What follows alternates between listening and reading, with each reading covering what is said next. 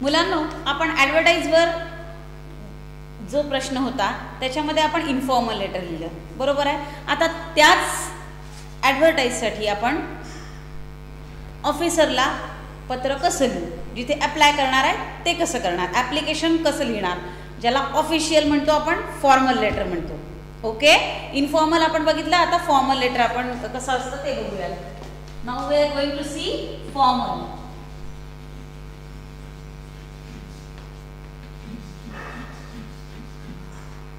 Mostly letter आपण म्हणतोय कारण परीक्षेत आहे, बरोबर आहे, परंतु मोस्टली याला ॲप्लिकेशन जरी म्हटलं तरीही चालतं, बरोबर.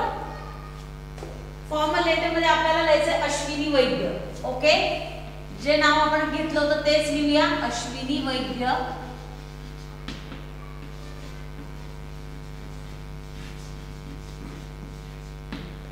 जो ॲड्रेस होता, काय लिहिला होता आपण, ॲड्रेस आपण लिहिला होता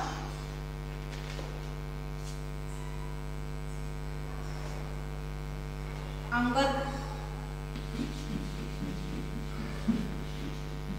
अपार्टमेंट, सेकंड फ्लोर ना, सेकंड फ्लोर,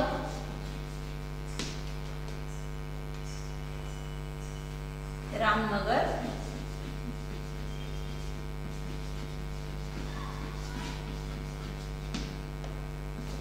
पुणे 411022 असं लिहिलं होतं आपण ॲड्रेस, बरोबर आहे. हा झाला आपला ॲड्रेस. यानंतर पुढचा भाग येईल आपला, जर ॲड्रेस दिला असेल तर ठीक, नसेल दिला तर तुम्ही मनाने लिहू शकता, परंतु दोन्हीकडे चेंज नाही. आपल्याला आता लिहायचं आहे की कोणाला आपण पत्र लिहितोय, आहे की नाही. तर इथे लिहायचं टू दी ॲडव्हर्टायझर.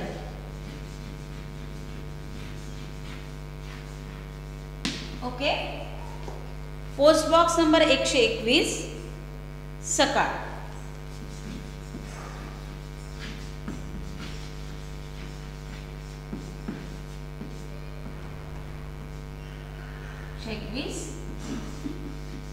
सकाळ. ओके, त्याच्यानंतर पुणे, पिनकोड दिलेला आहे त्यांनी, तो पिनकोड लिहायचा आपल्याला. पिनकोड काय दिला त्यांनी, 121 नंतर 411021. ओके, हा झाला ज्याला आपण ॲप्लिकेशन किंवा फॉर्मल पत्र लिहितोय त्याचा पत्ता. ओके, आधी आपला पत्ता लिहिला आपण, त्याच्यानंतर आपण लिहिला ज्याला पत्र पाठवतोय फॉर्मल लेटर. ओके, आता आपण लिहूया का पाठवतोय, कशा संदर्भात पाठवतोय, बरोबर आहे. म्हणून आपण लिहूया रेफरन्स. काय लिहू, रेफरन्स. पूर्ण शब्द लिहिला तरी चालतो, REF लिहिलं तरी चालतो, पण REF is mostly applicable. Reference लिहिल्यानंतर तुम्ही लिहा ॲडव्हर्टाइजमेंट इन सकाळ. ओके, ॲडव्हर्टाइजमेंट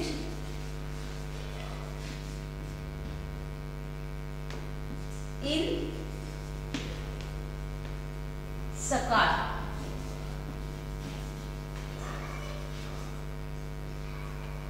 न्यूजपेपर जे काही असेल ते, ॲडव्हर्टाइजमेंट इन सकाळ झाला इथपर्यंत.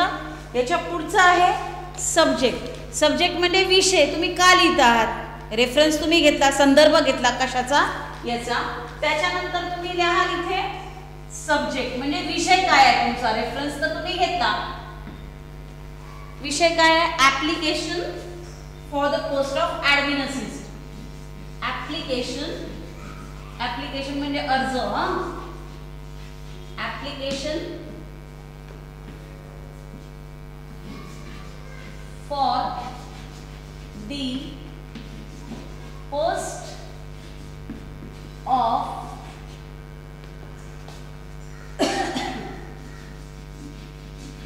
ऑफिस ॲडमिन असिस्टंट पूर्ण लिहिलं तरी चालतं, नाही लिहिलं तरी चालतं. ओके, तर शॉर्ट आणि त्याच्यात चूक नाही होणार.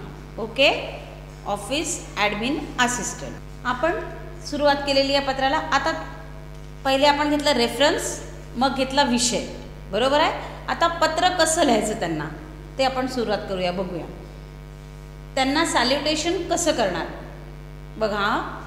सॅल्युटेशन पूर्वी रिस्पेक्टेड सर चालायचं, पण nowadays we are saying dear sir. Okay, respected sir आपण केव्हा म्हणूयात, आदरणीय सर आताही म्हणतात. जे जुने लोक आहेत ते आजही रिस्पेक्टेड सर म्हणूनच ॲप्लिकेशन करतात. Okay, but now there is a change that what the people are going to make, that is dear sir. Okay, that is also salutation to our boss or the person whom we are going to apply. Okay, so we will begin our letter with this salutation, dear sir. समासाला लागून तुम्ही लिहायचं आहे dear sir असतील तर sir किंवा oblique madam. Okay, but it may be in capital starting. Capital starting मध्ये तुम्हाला ते लिहायचं आहे. After that you have to put over there. इथे झाल्यानंतर इथून सुरुवात करायची नाही. पहिले असं होतं की पॅराग्राफ इथून सुरुवात करायचे, परंतु now there is a change, so you have to start it from this one. याच्या खालूनच तुम्हाला सुरुवात करायची आहे. So with reference to your advertisement, इथून सुरुवात करूया आपण. With reference to your advertisement,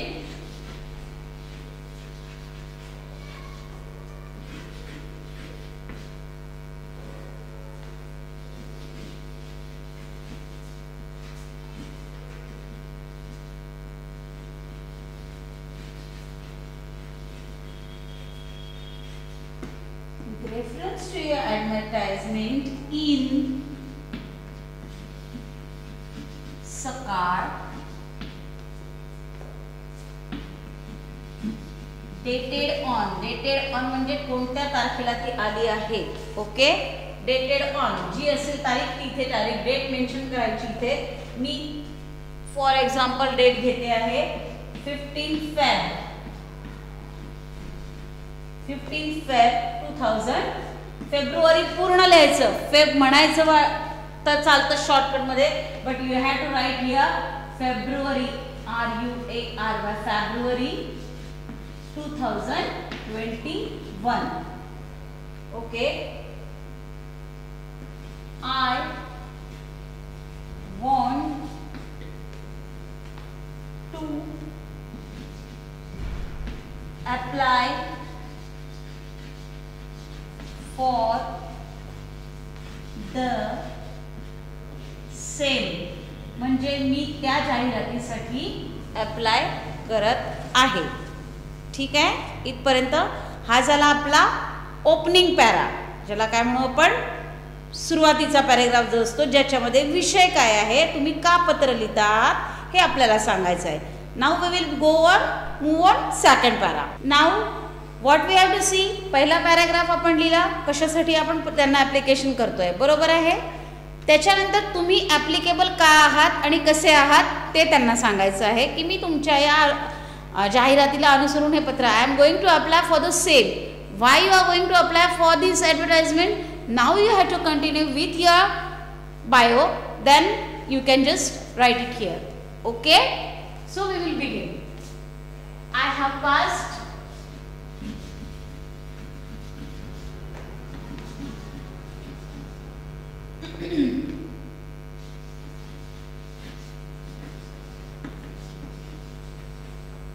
BCom with, तुम्ही बीकॉम केलेला आहे, कसं केलेलं आहे विथ 69%. एक अप्रॉक्सिमेटली मी बीकॉमचं उदाहरण घेतलेलं आहे, तुम्हाला 10वीचं येऊ शकतं किंवा तुम्हाला काही पण येऊ शकतं. Okay, I had taken just example. And having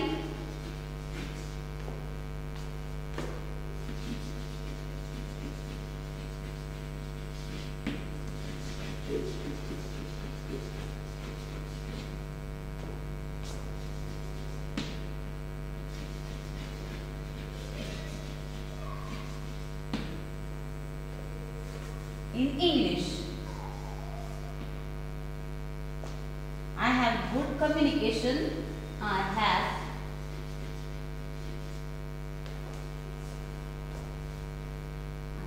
good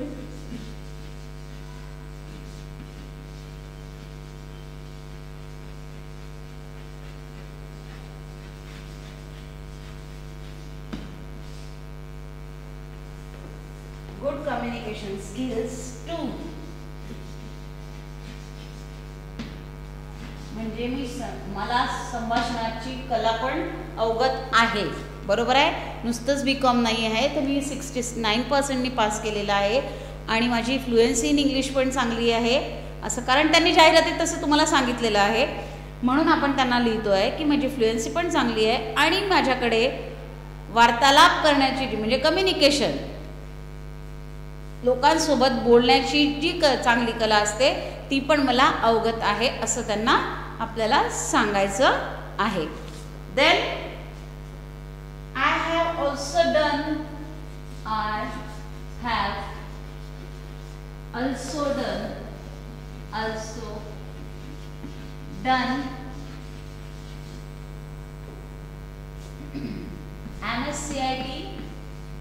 MSCIT is a Maharashtra government course of computer application, okay, with 3 months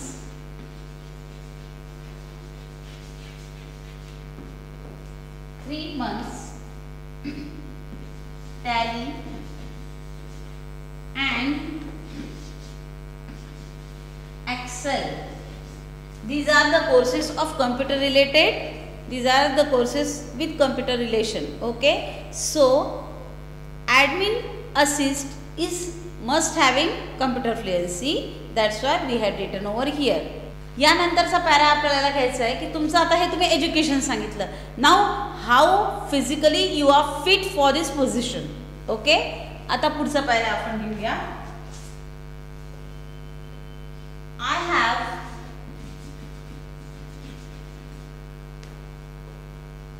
a smart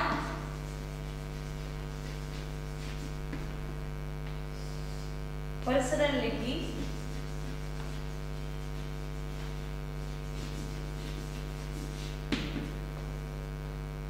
and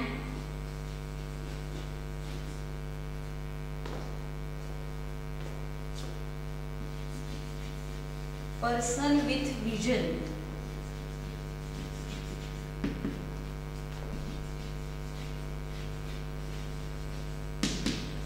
person with म्हणजे दृष्टीने. ओके, एक दृष्टी, चांगली दृष्टी means I have a smart personality and person with vision. एक ध्येय, vision, दृष्टी ठेवून मी माझी पर्सनॅलिटी तशी आहे असं त्याला सांगायचं आहे. Then my skills will definitely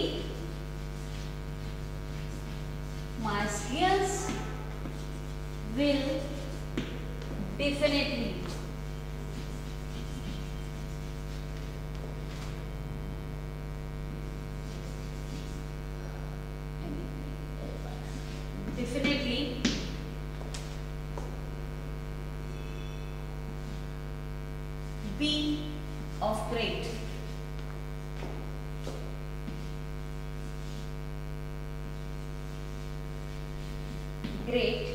use to upgrade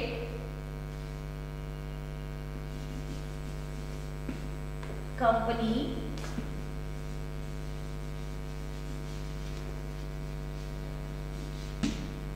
I am good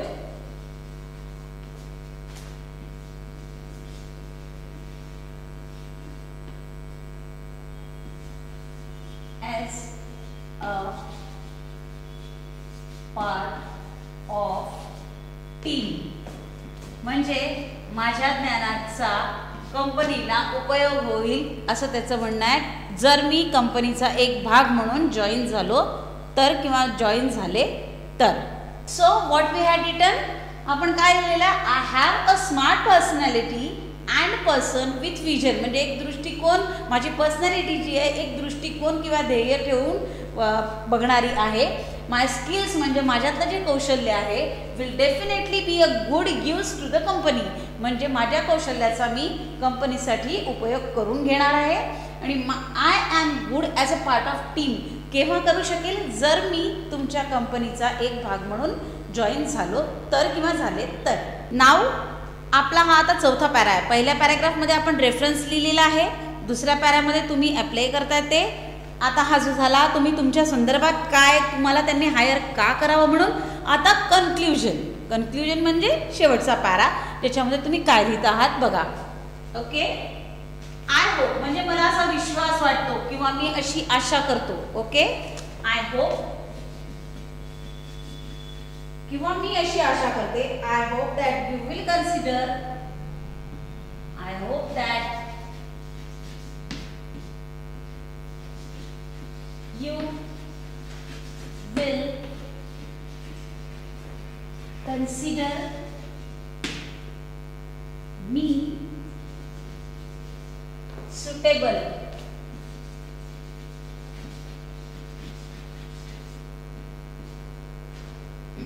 for the post.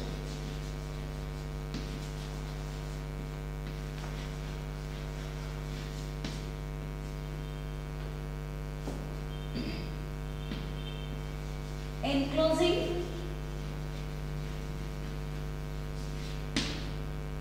my CV.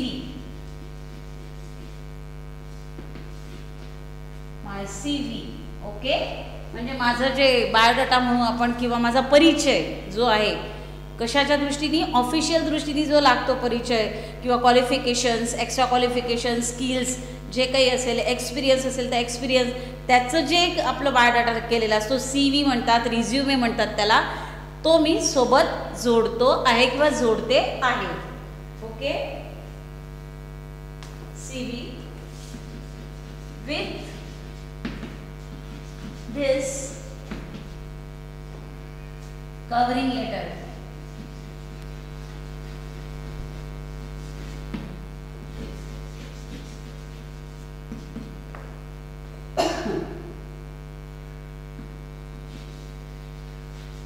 Submitting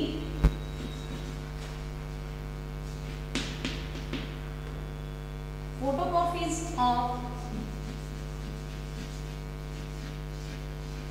म्हणजे प्रमाणपत्र जे काही तुमच्याकडे असतील. ओके. ते पण मी एनक्लोज करतो आहे किंवा अटॅच करते आहे.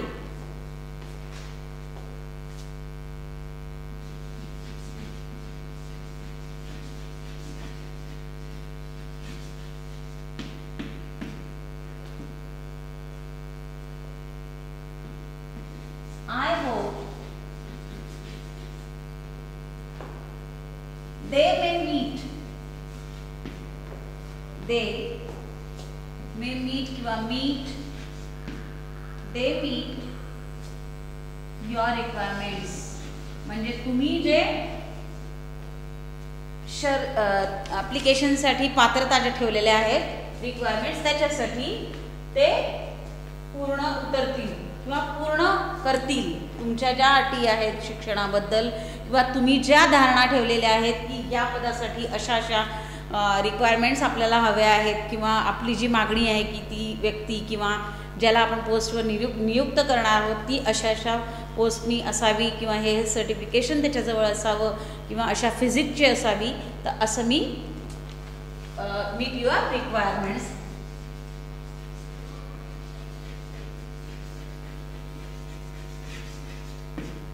ओके.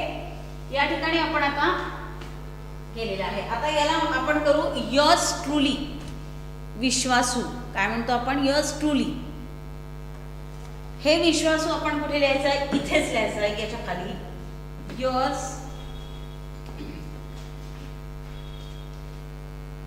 योर ट्रूली,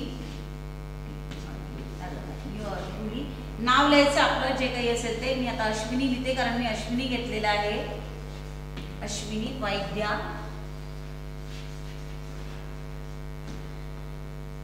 हे झाल्यानंतर याच्या खालच्या ओळी जे की मी आता वरती लिहिणार आहे. Okay. So I will rub this and will write in upper side. We had written the letter, formal letter, and at last we had written yours truly Ashwini Vaidya. In the same row means below that row in continuation you have to write enclosed copies. Okay, so what will we write? enclosed काय याला किंवा attachment, enclose किंवा attachment म्हणू शकता तुम्ही याला, किंवा attached file म्हणू शकता. जर तुम्ही मोबाईलवर सेंड करत असाल तर अटॅच फाईल म्हणाल त्यांना, किंवा जर रिटर्नमध्ये तुम्ही लिहिता आहात तर एनक्लोज म्हणाल. Okay, so we will write here enclose. काय येईल एनक्लोज मध्ये इथे? सीव्ही म्हणजे resume. Okay, then photocopies of number 1, number 2 photocopies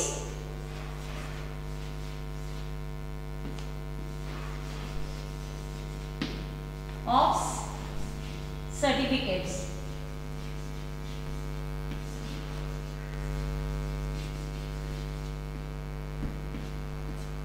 So children, here we had completed a first question of 5th A.